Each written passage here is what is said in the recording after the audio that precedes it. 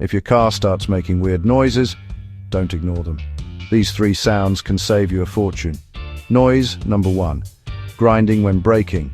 That's your brake pads completely worn through and you're now cutting into the discs. If you keep driving like that, you'll destroy the discs, maybe even the calipers. Fix it early and it's cheap. Leave it and you're in big bill territory. Noise number 2. Knocking over bumps.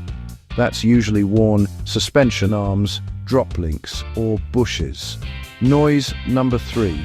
Squealing on cold starts. That's a loose or worn drive belt.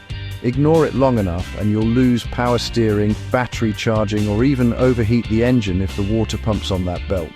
If you're unsure which noise you're hearing, visit autoadviceonline.com. I'll help you diagnose it. And make sure you subscribe to Auto Advice Online for more quick, no-nonsense car tips.